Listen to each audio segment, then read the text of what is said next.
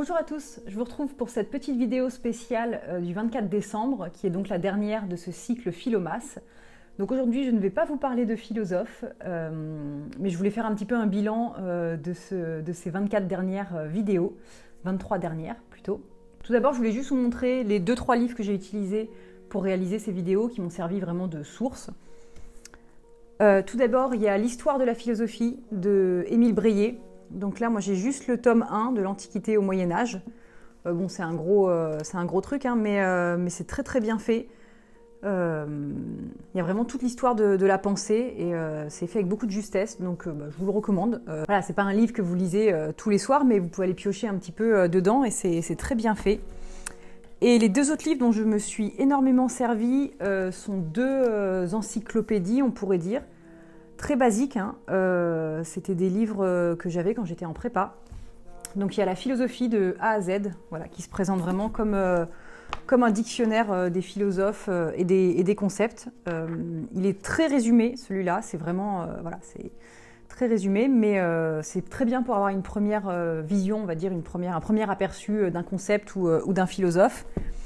Et le deuxième, c'est Dictionnaire des philosophes. Je crois que je vous le montre comme ça, mais vous allez le voir à l'envers sur l'écran. Bon, peu importe, je vous mettrai les références en barre d'infos si vous voulez. Donc là, c'est uniquement sur les philosophes de l'Antiquité à nos jours, voilà, par ordre alphabétique. Là, c'est un petit peu plus développé que dans l'autre. C'est pas forcément très bien écrit, au sens où c'est assez complexe. Pour certains philosophes, si vous n'avez jamais entendu parler d'eux, vous pouvez ne pas forcément tout de suite bien comprendre, mais c'est quand même un très bon résumé.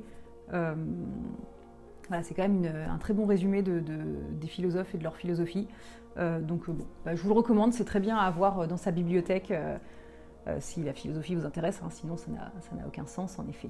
Voilà, j'ai vraiment utilisé uniquement ces livres-là. Après, je suis allée piocher un petit peu sur certains sites, sur Wikipédia pour quelques dates ou infos sur leur biographie, ou bien les sites de la BNF, voilà, les sites un peu classiques, j'ai envie de dire, pour récupérer quelques petites infos. Après, c'est vrai que moi, ma volonté sur ce cycle, c'était vraiment de faire une histoire un petit peu survolée de la pensée philosophique. Vous avez bien vu que dans chaque vidéo, je ne suis pas du tout rentrée dans le détail des philosophies, parce que l'idée, c'était que les vidéos soient courtes. C'était plus de donner un aperçu et un petit peu les grandes questions qui ont animé chaque philosophe. Je sais qu'il y a eu de la frustration de votre part de me voir traiter certains philosophes plutôt que d'autres. Pour moi aussi, ça peut être un peu frustrant, en effet, de passer à côté de certains philosophes. Frustrant de parler de philosophes dont je n'appréciais pas spécialement la philosophie, mais qui me paraissaient quand même très importants, que je ne pouvais pas sauter dans l'histoire de la philosophie. Voilà, donc il y a toujours « Ah, mais j'aurais aimé parler de ci, j'aurais aimé parler de ça ». Et je l'ai vu un petit peu dans les commentaires que vous aussi, il y a eu un peu de frustration de ce côté-là. Je me suis en effet concentrée exclusivement sur la philosophie occidentale. J'ai vu aussi passer des commentaires me demandant si j'allais traiter de philosophie chinoise ou autre. Non, là c'est vrai que c'était vraiment l'objectif, c'était de parler de la philosophie occidentale. Il se trouve aussi que moi je connais très mal les philosophies orientales ou autres philosophies. Donc voilà, je ne me sentais pas du tout légitime pour en parler et ça aurait demandé un travail trop gros en un trop court laps de temps de découvrir ces philosophies pour les présenter. Mais c'est pas dit que à l'avenir je ne le fasse pas, à voir. Et oui, et la grosse frustration, en effet, c'est ce que je vous disais dans la vidéo de Hannah Arendt, c'est qu'en effet, il y a eu très peu de femmes philosophes présentées au cours de ce mois. Ça a vraiment été une prise de conscience à la moitié du mois, parce que donc, j'avais quand même prévu à l'avance les philosophes dont j'allais parler, et je me suis rendu compte qu'en effet, il y avait très peu de femmes. Il y avait juste Hannah Arendt. Et du coup, j'ai vraiment eu l'impression d'être actrice dans le processus d'oubli des femmes dans l'histoire. Donc ça, je m'en veux un petit peu. Et de toute façon, ça fait déjà plusieurs mois que j'ai envie de faire une vidéo dédiée aux femmes et la philosophie. Donc je pense qu'elle arrivera très prochainement en 2022. Parce que oui, il y a des femmes philosophes. Maintenant, je voulais un peu vous parler de mon ressenti après ces 23 vidéos, du coup. Et un peu ce que moi j'en retiens de ce cycle Philomath. J'ai trouvé très intéressant dans le fait de traiter de manière aussi condensée toute l'histoire de la philosophie, de vraiment voir l'évolution de la pensée et l'évolution des idées, et de voir à quel point elles étaient vraiment liées à un contexte historique. Même si c'est pas forcément linéaire, c'est pas forcément une progression, d'abord on parle de ça, ensuite on découvre ceci, et tout avance de manière linéaire, c'est pas forcément une avancée voilà, régulière comme ça, il peut y avoir des retours en arrière, etc. Mais à chaque fois, c'est vraiment lié à une époque donnée et surtout à une actualité scientifique, politique, sociologique, culturelle, etc. On a vu surtout avec les philosophes comme Descartes, Hume, etc., le lien qu'il y avait avec l'évolution des sciences notamment et comment ça a chamboulé toute la manière de penser. Tous ces philosophes qui étaient aussi diplomates par exemple et qui travaillaient à la construction d'une Europe ou aux relations entre les pays, ça a énormément influencé leur philosophie. Et voilà, j'ai vraiment ressenti ce lien en traitant l'histoire de la philosophie comme ça. Je ne sais pas si ça a été votre cas aussi. J'ai également vraiment ressenti l'héritage culturel qu'on avait.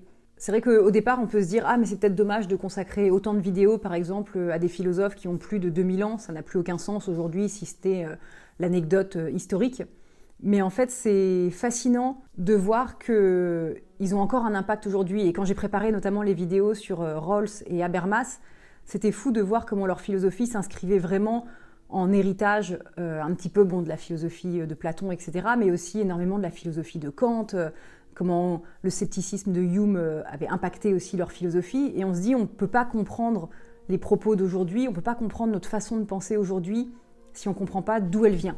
Dernière chose que j'ai appris, 24 vidéos en 24 jours, c'est trop. Voilà, je pense que je vais m'arrêter là et qu'en 2022, on va repartir peut-être sur une vidéo par mois. Voilà. Pour les prochaines vidéos, j'ai très envie de travailler justement sur l'interconnexion entre les philosophes, les philosophies et les autres matières, c'est-à-dire le lien avec les sciences, l'impact qu'il y a sur l'histoire, à savoir comment les philosophes ont impacté l'histoire, mais comment l'histoire impacte aussi leur pensée.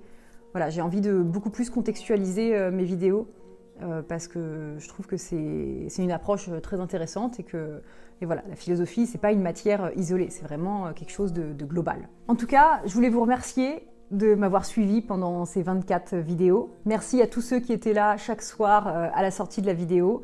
Ça m'a fait vraiment très très plaisir. Et surtout, un grand merci pour tous vos messages positifs.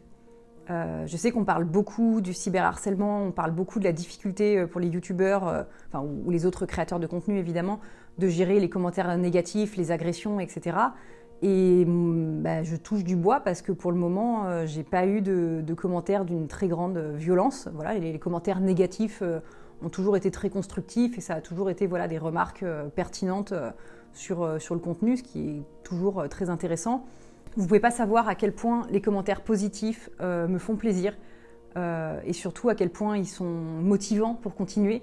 Parce qu'il faut savoir que quand je mets une vidéo en ligne, il y a toujours un petit stress en fait qu'elle soit mal reçue, un petit stress d'avoir dit une énorme bêtise dans la vidéo, un petit stress que vous la trouviez inintéressante et du coup quand vous faites un retour positif, c'est vraiment super et ça me donne envie de continuer. Donc merci, merci à tous ceux qui laissent des messages parce que pareil, je sais que c'est pas un réflexe, mais sachez que je les lis tous, même si je ne réponds pas toujours malheureusement à tous. Notamment certains ont des grandes questions philosophiques dedans et à chaque fois je me dis je vais y répondre et je réfléchis et au fil des jours je ne réponds pas, mais sachez que j'ai lu votre message et qu'il m'a fait cogiter. Donc voilà, un grand merci à vous, je vous souhaite un très joyeux Noël, de très bonnes fêtes de fin d'année, profitez bien de vos proches, profitez bien de ces vacances qu'on a tous beaucoup attendu, je crois. J'ai l'impression que tout le monde termine l'année 2021 sur les rotules. Donc voilà, prenez soin de vous, prenez soin des vôtres, et je vous dis à très bientôt en 2022 pour une nouvelle vidéo.